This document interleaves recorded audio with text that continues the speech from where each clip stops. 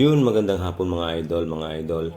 So ngayon mga idol, meron na naman tayong sundo dito sa Santa Rosa Bayan, sa likod ng Santa Rosa City Hall.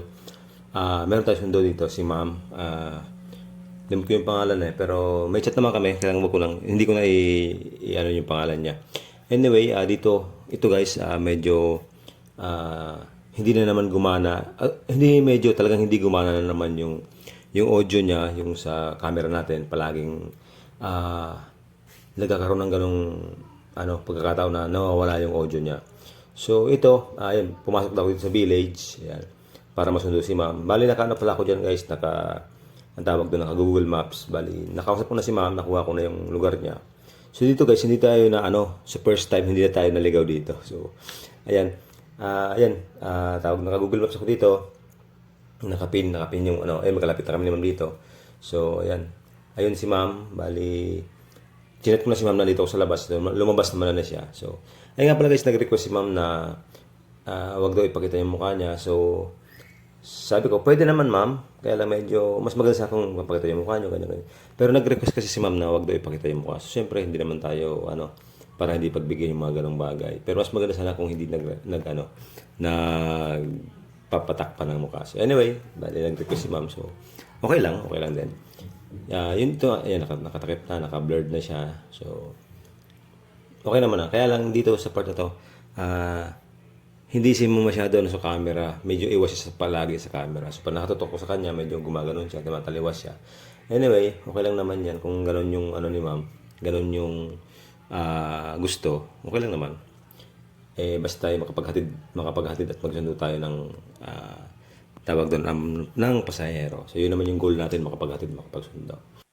Pero mas maganda sana kung nakikita yung mukha ng pasahero natin para natutuwa yung ibang mga viewers natin, di ba? Mas maganda kasi pag nakikita yung mukha ng pasahero natin eh. Anyway, dahil request ni ma'am, pagbigyan natin. So, ayun guys, bali tawag doon. Binigyan ko ito nga pala guys, meron tayong shower cap. Ayan, bumili tayo ng shower cap. So, para may mga gamit na yung ating mga pasahero.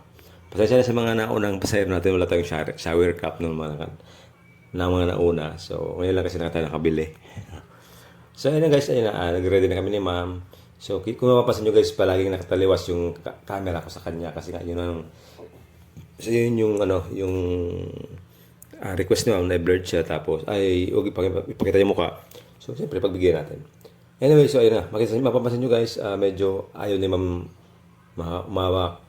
So, siguro dahil conservative si ma'am. Anyway, so yun naman purpose natin, basta makapaghatid tayo. So ayun guys, palabas na kami ng village nila ma'am. So ayun guys, okay din naman pala na nawala yung audio. Kasi hindi rin kami nag-uusap dito eh. I mean, nag-uusap, nagtanong ako, nag-try ako mag-reach out dun sa mga tanong ko. Kaya lang mapapansin mo kasi yung tao or yung pasahero mo na willing magkwento sa hindi or pwede mong tanongin sa hindi.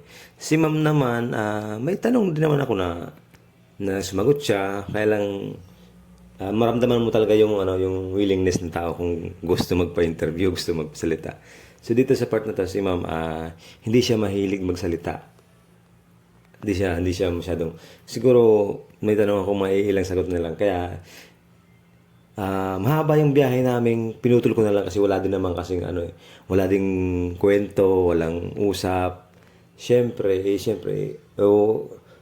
para sa akin, hindi ko na siya kinulit kasi nga maramdaman mo naman yun kung gustong magsalita or gusto mag-share ng ni ma'am. So anyway, wala tayong magagawa sa ganung part kasi nga hindi natin mapilit yung pasahero natin magsalita. Anyway, so pero okay naman, relax yung biyahe namin. Tawag doon, medyo traffic lang pero hindi ko na pinakita sa video. Pero traffic yan. Kung napapansin nyo guys, nabot kami ng gabi. Kasi di ba hapon pa naman yung maliwanag. Nabot kami ng gabi dyan kasi medyo traffic talaga.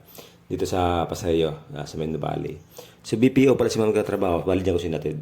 Yan. Dito sa may Sulinad sa Mendo Valley. So doon ko sinatid. Hindi ko na babanggitin guys yung pangalan ng company kasi pakabawal. So anyway, ayan. Malapit na si ma'am dito sa drop-off point niya. So, okay naman. Safe naman yung biyahe namin.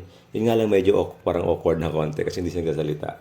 So, pero okay lang naman din kasi nga yun ang purpose natin maghatid lang naman. So, bonus na lang yung yung mga interview. Pero mas maganda sana sa vlog kasi kung nagsasalita yung pasahero natin. Siguro sa mga next na natin, sa mga next na natin na vlog, siguro mas pipiliin ko na yung kasi marami naman guys gusto magpahatid, kaya lang out of way, medyo malalayo sobra. So siguro sa susunod pipiliin ko na lang yung gusto magsalita, yung parang willing magsalita, parang ganun, para yung mga viewers natin matuwa naman sa mga, alam mo na, sa mga kudako-dako. So yung mapapansin nyo guys, pagdating namin, agad-agad si Mang umalis. Kung mapapansin nyo, hindi na siya nakipag-usap. Sa pagbaba namin, nakaredy na yung helmet. Inabot niya lang sa akin agad. So, anyway, wala tayong magagawa sa ganun. So, ayun guys, maraming salamat pa rin. At kasi kami naman nakarating. Thank you pa rin ma'am kasi nga pumayag kayo na may ihatid ko kayo. So, ayan, maraming salamat ma'am. So, yun nga pala guys, yung mga lahat na nagpapa-shoutout. Ngayon ko lang po lagay may shoutout, pasensya na po. So, ngayon, shoutout nga pala sa'yo, Brad Jopay Milyapre. Maraming salamat. Yan, support ko yan sa Triskelion. Salamat Brad sa lahat ng sumusuporta. Pati sa lahat ng Triskelion niya sa Pilar. Shoutout sa'yo, Tropa Tristan. Ayan, maraming salamat sa laging pagsuporta. Shoutout sa'yo, Madison. Maraming salamat sa pagsuporta. Shoutout sa'yo, Michael Iglesia, dyan sa Santa Fe. Maraming salamat Brad sa pagsuporta. Yan. MC Donsol, maraming salamat idol sa suporta din. Palagi na suporta sa kanya. Joben Lutino Salvacion, maraming salamat sa pag-share, sa pagsuporta sa mga vlog natin. Maraming salamat. Ayan, Ate Gladys Alboro, maraming salamat po sa suporta. Yan, solid na suporta yan. Maraming salamat po mga idol. God bless.